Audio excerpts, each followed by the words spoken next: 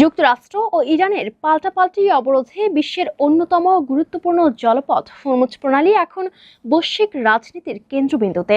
পারস্য উপসাগরকে আরব সাগরের সঙ্গে যুক্ত করা এই সরু পথ দিয়ে একসময় বিশ্বের মোট জ্বালানি তেলের প্রায় 1/5 পরিবাহিত হতো। ফলে এখানে সামান্য উত্তেজনাও মুহূর্তেই বিশ্ব অর্থনীতি ও জ্বালানি বাজারে বড় ধাক্কা তৈরি করে। সাম্প্রতিক সংঘাতে যুক্তরাষ্ট্র ও ইসরায়েলের হামলার জবাবে ইরান যখন হরমুজে অবরোধ আরোপ করে এবং পরে যুক্তরাষ্ট্র পাল্টা নৌ অবরোধ ঘোষণা দেয়, তখন পরিস্থিতি দ্রুতই বৈশ্বিক সংকটে রূপ নেয়। তেলের দাম $100 ছাড়িয়ে যাওয়া, শেয়ার বাজারে অস্থিরতা আর জ্বালানি নির্ভর দেশগুলোতে মূল্যস্ফীতির চাপ সব মিলিয়ে স্পষ্ট হয়ে ওঠে একটি সরু জলপথ কিভাবে পুরো বিশ্বের অর্থনৈতিক গতিপথ নাড়িয়ে দিতে পারে। নৌ অবরোধ ইতিহাসের অন্যতম প্রাচীন কিন্তু সবচেয়ে কার্যকর সামরিক কৌশলগুলোর একটি। সরাসরি যুদ্ধ ছাড়াই শত্রুপক্ষকে অর্থনৈতিকভাবে পঙ্গু করে দেয় এর মূল লক্ষ্য। খাদ্য, জ্বালানি ও প্রয়োজনীয় রসদের প্রবাহ বন্ধ করে দিয়ে একটি রাষ্ট্রকে ধীরে ধীরে দুর্বল করে ফেলা।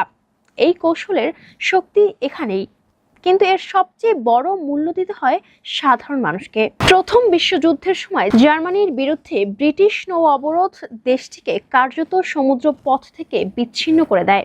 তৈরি হয় খাদ্য সংকট, দেখা দেয় দুর্ভিক্ষ। একইভাবে ভূমধ্য সাগরীয় অঞ্চলে অবরোধ লেবানন ও সিরিয়ায় ভয়াবহ মানবিক বিপর্যয় ডেকে আনে।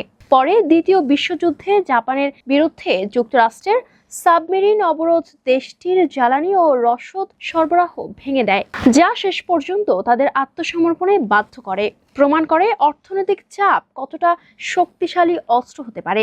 শুধু যুদ্ধক্ষেত্রেই নয়, স্নায়ুযুদ্ধের সময়ও নৌ অবরোধ বিশ্বকে চরম উত্তেজনার মুখে ঠেলে দিয়েছে। 1962 সালের কিউবা ক্ষেপণাস্ত্র সংকটে যুক্তরাষ্ট্রের কোয়ারেন্টিন অবরোধ পৃথিবীকে পারমাণবিক যুদ্ধের দ্বার প্রান্তে নিয়ে গিয়েছিল।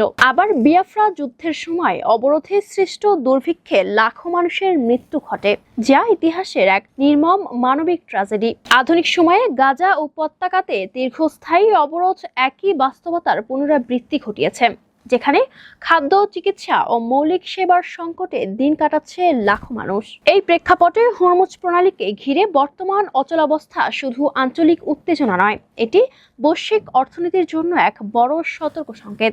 মধ্যপ্রাচ্যের প্রধান তেল রপ্তানিকারক দেশগুলোর বড় অংশ এই পথের উপর নির্ভরশীল। ফলে এখানে দীর্ঘস্থায়ী অবরোধ মানে জ্বালানি সরবরাহে বড় ধরনের বিঘ্ন, যা বিশ্বব্যাপী মূল্যস্ফীতি বাড়াতে পারে এবং অর্থনৈতিক প্রবৃদ্ধিকে ধীর করে দিতে পারে।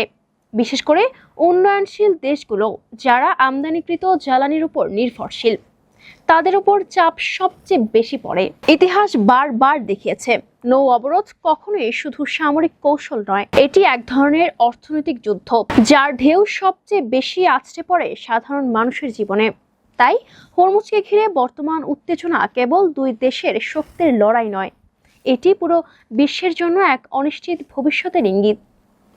এখন প্রশ্ন, এই সংকট কি কূটনৈতিক সমাধানের পথে এগোবে, নাকি আবারও বিশ্বকে বড় ধরনের অস্থিরতার মুখে ঠেলে দেবে?